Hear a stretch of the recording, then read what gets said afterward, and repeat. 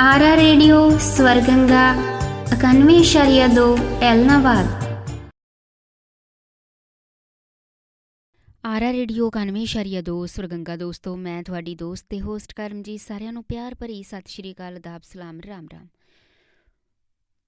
CRA UNICEF ਦੁਆਰਾ ਚਲਾਏ ਜਾ ਰਹੇ ਪ੍ਰੋਜੈਕਟ ਚੰਗੀ ਸਿਹਤ ਦੀ ਪ੍ਰਤੀਗਿਆ ਦੇ ਤਹਿਤ ਅੱਜ ਦੇ ਪ੍ਰੋਗਰਾਮ ਵਿੱਚ ਵਿਸ਼ਾ ਲੈ ਕੇ ਹਾਜ਼ਰ ਹਾਂ ਜੀ, ਕਰੋਨਾ ਤੇ ਉਸ 'ਤੇ ਪ੍ਰਭਾਵ। ਤੁਸੀਂ ਵੱਖ-ਵੱਖ ਵਿਸ਼ਿਆਂ 'ਤੇ ਵੱਖ-ਵੱਖ ਪ੍ਰੋਗਰਾਮ ਸੁਣਦੇ ਰਹਿੰਦੇ ਹੋ ਅਤੇ ਇਸ ਪ੍ਰੋਗਰਾਮ ਵਿੱਚ ਵੱਖ-ਵੱਖ ਸ਼ਖਸੀਅਤਾਂ ਦੇ ਵਿਚਾਰ ਵੀ ਸੁਣਦੇ ਹੋ। ਤੇ ਅੱਜ ਦੇ ਪ੍ਰੋਗਰਾਮ ਵਿੱਚ ਸੁਣਦੇ ਹਾਂ ਜੀ ਸਰੋਜ ਚੋਪੜਾ ਜੀ, ਊਸ਼ਾ ਗਰਗ ਜੀ, ਸੁਨੀल मनोचा जी ਤੇ ਦਿਲਪ੍ਰੀਤ दीपाली जी ਨੂੰ। सभी श्रोताओं को नमस्कार। मैं दिलप्रीत कौर दीपाली फिर सात मोहाली से आप सबके सामने रूबरू हो रही हूँ एक विषय के साथ जो है लंबा कोरोना काल और उसके प्रभाव। जैसे कि हम सब जानते हैं कि 2 साल पहले कोरोना ने आके हम सब की ज़िंदगी को एक तरह से रोक दिया था। सब बहुत ही डरे हुए थे उस टाइम पे और सब को ऐसा लग रहा था कि जैसे पता नहीं इस समय से हम निकल पाएंगे या नहीं। पर प्रभु की असीम कृपा से हम सब अपने कई साथियों को, कई दोस्तों को खोने के बावजूद एटलीस्ट हम उस सब से निकल पाए हैं। अपने साथियों को, अपने रिश्तेदारों को, सगे संबंधियों को खोने का गम हम सब के लिए कम नहीं है, लेकिन शायद प्रभु को यही मंजूर था या यही इस सब के आगे हम इस सब को हम रोक तो नहीं सकते थे, पर उनका जाना शायद तय था और इसी बहाने तय था। तो लेकिन अब ये है कि हम सब जो अभी आज भी इस सब में जो जीवित हैं, प्रभु का असीम शुक्रिया हमें करना चाहिए कि हम सब अभी जीवित हैं और आज भी हम अपने परिवार के साथ हैं, खुश हैं। और इसके अनेक प्रभाव पड़े जनजीवन को, इसने एक बार अस्त व्यस्त कर दिया क्योंकि बहुत सारे लोगों की जॉब्स चली गई। परिवारों में भी मतभेद बहुत बढ़ते गए क्योंकि सब लोग घर पे थे और सब लोग एक तरफ जॉब्स जाने का खतरा था और कईयों की जॉब्स चली गई, जिसकी वजह से वायलेंस बहुत बढ़ गया था लाइफ में। परिवारों में बहुत असंतोष बढ़ गया था, आसपास सब जगह असंतोष था। एक तरफ था जिंदा रहना की खुशी थी कि कोरोना से बच जाएं और एक तरफ ये था कि हम सब अपने अपने जो जॉब्स हैं उनको कैसे बचाएं और अगर जॉब चली जाती हैं तब सरवाइव कैसे करें। और सब ने जहाँ प्रॉब्लम्स आई वहाँ कई कई नई इन्वेंशंस भी आई। लोगों ने कई जगह जॉब्स छोड़ी तो अपने अपने बिजनेस भी स्टार्टअप किए। हर चीज़ के कुछ प्रोज एंड कॉन्स होते हैं, पॉजिटिव और नेगेटिव इफ़ेक्ट्स होते हैं। तो हम सब ने इस चीज़ को मिलकर फेस किया, हम सब आगे आए हैं। बच्चों के लिए भी बहुत मुश्किल था, बच्चों की पढ़ाई बहुत डिस्टर्ब हुई, बच्चों को ऑनलाइन पढ़ना पड़ा। तो ऑनलाइन पढ़ते पढ़ते भी कुछ ऑब्वियसली डिस्टर्बेंस तो बहुत रही और जैसे तैसे करके हम सब निकले हैं उस दौर से। और अब हम उम्मीद करते हैं कि हम सब अपनी सेहत का ध्यान रखें, क्योंकि कोरोना ने टाइम ने तो हमें यही सिखाया है कि सेहत से ऊपर कुछ नहीं है। और अपने साथ साथ अपनी हर चीज़ के साथ साथ जॉब्स, अपने करियर और सब कुछ करते हुए हमें अपनी सेहत का भी बहुत ध्यान रखना ज़रूरी है, क्योंकि सेहत के बिना हम कुछ नहीं कर सकते। अगर हमारा शरीर ठीक रहेगा तभी हमारा मन ठीक रहेगा, मन ठीक रहेगा तभी हम सब कुछ कर पाएंगे जो भी हम करना चाहते हैं। क्योंकि हमारे पास लाखों पैसा, लाखों करोड़ों रुपए अगर हमारे बैंक बैलेंस में पड़े हों या हमारे कैश में पड़े हों, हमारे पास पड़े हों, लेकिन अगर हमारी सेहत ही ठीक नहीं है तो हमें वो लाख करोड़ रुपए भी खुशी नहीं दे सकते। तो इसमें सबसे इम्पॉर्टेंट चीज़ यही समझ आती है कि हम सबको अपने आप को सबसे पहले तंदुरुस्त रखना है, खुश रखना है, ताकि बाकी सब चीज़ों के साथ हम डील कर पाएंगे। कोई भी प्रॉब्लम लाइफ में आती है तो हम उस चीज़ को हैंडल कर सकते हैं। इसी तरह से जब तक हम तन और मन से तंदुरुस्त नहीं होंगे, हम लाइफ की छोटी छोटी चीज़ों से भी हार मान जाते हैं, परेशान हो जाते हैं, अपसेट हो जाते हैं। और यही छोटी छोटी चीज़ें हमें कई बार डिप्रेशन में ले जाती हैं। क्यों? क्योंकि हमारा शरीर ही ठीक नहीं है, तो उसकी वजह से हमारा मन ठीक नहीं रह पाता। जब मन ठीक नहीं रहता तो हमारे लिए छोटी छोटी बातें भी बहुत बड़ी हो जाती हैं। तो इसलिए अब हमें अपने शरीर का बहुत ध्यान रखना है। और इसमें एक हम ये भी कह सकते हैं, शायद थोड़ा नेगेटिव इम्पैक्ट भी है एक कोरोना का, कि हमें बहुत कुछ पता चल रहा था कि क्या क्या हो रहा है। मतलब मनुष्यता कहीं कहीं अफेक्ट भी हुई और कहीं कहीं मनुष्यता सामने भी आई है। मानवता को लेकर लोगों ने एक दूसरे की मदद की जब, और कई बार लोगों ने उस मौके का फ़ायदा भी उठाया। बाकी ये भी सृष्टि का एक नियम है कि जहाँ पे अच्छी चीज़ें भी हैं, बुरी चीज़ें भी हैं, और सब, क्योंकि अच्छी और बुरी दोनों हैं तभी ज़िंदगी और दुनिया चल रही है। क्योंकि किसी भी चीज़ का एक पक्ष नहीं होता, बहुत सारे पक्ष होते हैं। तो हमें सभी को ध्यान रखते हुए और कोशिश यही करनी चाहिए कि अच्छे पक्षों को उजागर करते हुए, देखते हुए, उससे अपनी अपनी ताकत बनाते हुए बुरे पक्षों के साथ लड़ने की कोशिश करनी चाहिए। इसी तरह से हम जीवन में आगे बढ़ सकते हैं। इन्हीं सकारात्मक विचारों के साथ हम सबको सब स्वस्थ रहें, खुश रहें और आगे बढ़ते रहें। इन्हीं विचारों के साथ मैं आप सबसे दोबारा नमस्कार और इजाज़त चाहती हूँ। नमस्कार सभी श्रोताओं को सुनील मिनोचा का प्यार भरा नमस्कार। लंबा चला कोविड काल इतिहास की एक दुखद घटना थी। इस पर कई रिसर्च हुई, दवाइयाँ बनी, कई साथी हमने खोए, खासकर बुजुर्ग वर्ग जिनका इम्यून सिस्टम स्ट्रांग नहीं था, हमने खोए।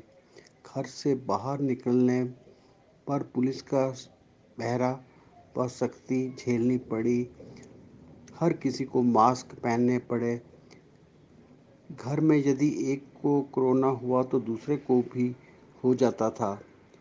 तकरीबन शहरों में 70% लोगों को इसका आभास हुआ।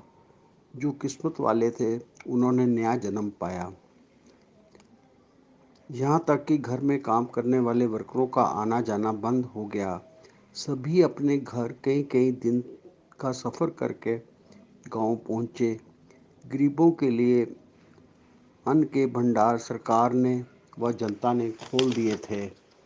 लोगों का शमशान अथवा भोग पर जाना बंद हो गया था। सोशल लाइफ बिल्कुल ख़त्म हो गई थी। केवल घर पर बैठकर ही सैर करते थे। और जो लोग पॉजिटिव सोच वाले थे वह इस महामारी से उभरे। इसमें चीन की वुहान लैब को दोषी ठहराया गया। धन्यवाद।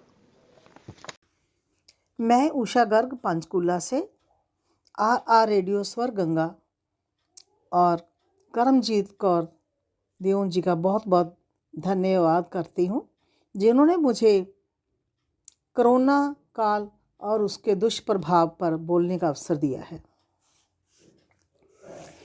जिंदा चमगादड़ खाए तुमने, जिंदा चमगादड़ खाए तुमने, पूरे विश्व में कोरोना फैलाया। हाहाकार मची हर गली कूचे में, हाहाकार मची हर गली कूचे में, जिधर देखो तबाही का मंजर नजर आया। मार्च 2020 में चीन के वुहान शहर से आए कोरोना वायरस के कारण आपातकालीन हालात पैदा होने का खतरा दिखाई देने लगा। कहा जाता है कि ये मानव निर्मित वायरस था, नहीं तो गर्म देशों में होता या ठंडे में होता, परंतु पूरे विश्व में शायद ही कोई ऐसा देश बचा होगा जो इसकी चपेट में, इसके खूनी पंजे में ना आया हो। लाखों की संख्या में लोग इटली, स्पेन, इराक, रूस, स्वीडन, ब्राज़ील जैसे देशों में इस जानलेवा वायरस से संक्रमित हो गई। यहाँ तक कि सुपर शक्ति अमेरिका में भी लाख से ऊपर लोगों की मृत्यु हुई और लॉकडाउन के कारण कई देशों की अर्थव्यवस्था चरमरा गई। इस जानलेवा वैश्विक महामारी को काबू करने के लिए हमारे देश के प्रधानमंत्री जी द्वारा 21 मार्च से संपूर्ण लॉकडाउन घोषित करते हुए राष्ट्रीय आपदा प्रबंधन अधिनियम 2005 की 10 धाराओं को लागू किया गया। इस भयंकर वायरस की चपेट से लोगों को बचाने के लिए सभी कॉलेज, स्कूल, सरकारी और गैर सरकारी कार्यालय, धार्मिक संस्थान, छोटे बड़े सभी उद्योग, दुकानें, मॉल, सिनेमा घर सभी बंद किए गए। देश में पहली बार रेल सेवा, बस सेवा, कैब, टैक्सी एवं हवाई यात्रा को बंद करना पड़ा। संक्रमित मरीजों का इलाज करने के लिए जगह जगह अस्पतालों में विशेष प्रबंध किए गए। सभी डॉक्टर, नर्सें, पुलिस प्रशासन, सफाई कर्मचारी दिन रात 24/7 उन्होंने अपनी जिम्मेवारी निभाने के लिए जान की बाजी लगाई। बहुत सारे डॉक्टर्स और नर्स हज़ारों इसमें इस बीमारी के कारण शहीद हो गए। अधिक संक्रमण प्रभावी इलाकों में लॉकडाउन के साथ साथ कर्फ्यू लागू करना पड़ा। कानून व्यवस्था का सख्ती से पालन करवाने के लिए दिन रात पुलिस बल, BSF, केंद्रीय रिजर्व पुलिस बल के साथ साथ राष्ट्रीय आपदा प्रबंधन बल भी अपनी जिम्मेवारी निभाने में पीछे नहीं था। हालांकि इस वायरस की चेन को तोड़ने के लिए लॉकडाउन को चौथी बार भी बढ़ाना पड़ा। मार्च 1919 में 64 मरीजों से 10 दिनों बाद 20 मई 2020 को देश में संक्रमित लोगों की संख्या 1 लाख से ऊपर होना इस महामारी की भयंकरता को दर्शाता है। इसके कारण बहुत सारे लोग, जो पहला लहर थी उसमें तो बुज़ुर्ग लोग ज़्यादा गए और दूसरी लहर में जवान लोग चले गए। घर में कोई भी कमाने वाला नहीं बचा। कई घरों के दीवे बुझ गए, कई घरों के चिराग बुझ गए। रोटी रोजी के लाले पड़ गए। कामगार, दुकानों, कार्यालय, कंपनियां बंद, छोटी दुकानें, बड़े व्यापारी सभी को बहुत भारी जोखिम उठाना पड़ा। बहुत सारे युवा को कंपनियां बंद होने की वजह से नौकरी से निकाल दिया गया और लोग बेरोज़गार हो गए। अभी तक भी बड़ी मुश्किल से ज़िंदगी पटरी पर आई है, पर कई युवा लोग अभी भी बेरोज़गार हैं। फिर जो ये संक्रमित लोगों की जब मृत्यु होती थी तो समाज का एक घिनौना पक्ष भी सामने आया कि अपने ही अपनों को इस बीमारी के डर से हाथ लगाने को तैयार नहीं थे और बहुत सारे ऐसी संस्थाएं, धार्मिक संस्थाएं, समाज सेवी संस्थाएं सामने आई जिन्होंने कोई जात पात का परवाह किए बिना, भेदभाव किए बिना इन लाशों का अंतिम संस्कार बड़े सम्मान के साथ किया। कोरोना जैसी इस भयंकर बीमारी को कई सालों तक हम नहीं भूल पाएंगे।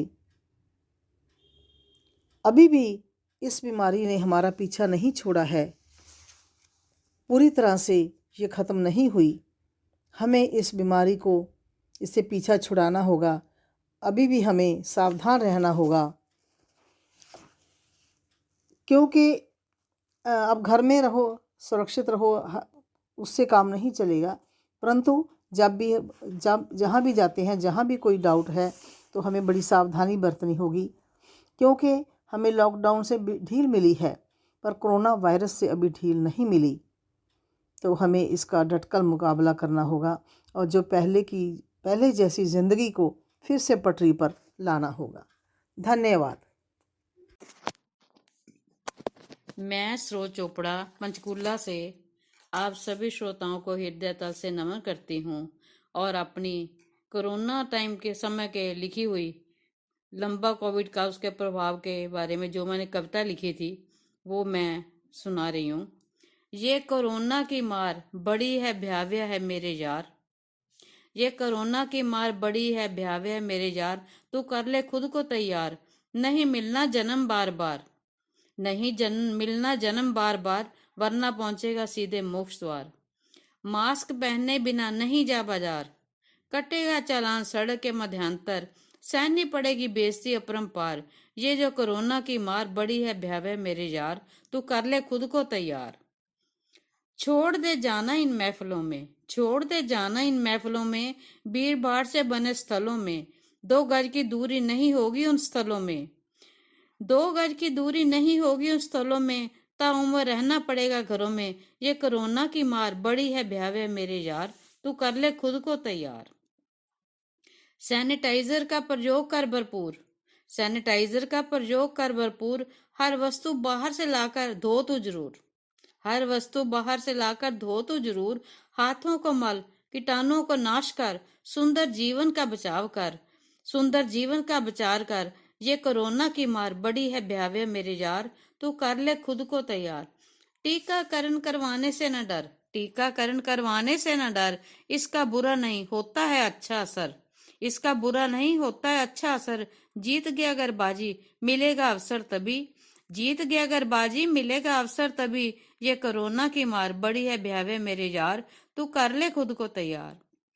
प्रतिदिन योग को कर निरंतर, प्रतिदिन योग को कर निरंतर, सात्विक भोजन से तन को कर पोषण, सात्विक भोजन से तन को कर पोषण। शुद्ध विचारों से कर शुद्ध मन, मन से डर को दूर भगाकर निर्भय होकर जीवन गुजार, मन से डर को दूर भगाकर निर्भय होकर जीवन गुजार।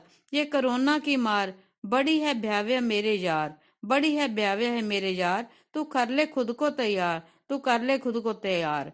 ये ऐसा समय था जिस समय में कोरोना ने सब लोगों को घर में बिठा दिया था। इसके कई फायदे भी हुए, जिन्होंने घर के कोई काम नहीं सीखे थे, पाक विद्या में होशियार हो गए सारे, लेखन करने में शुरू हो गए, नाच करना, गाने बोलना, इन सब के लिए समय मिलता था, तो सब लोग बहुत इस कार्य में दक्ष हो गए। और मैं खुद अपना एक्सपीरियंस बता रही हूँ कि मुझे तब से मैंने कविता लेखन, गीत लेखन, इन सब के विधा सीख के इनको लिखा है।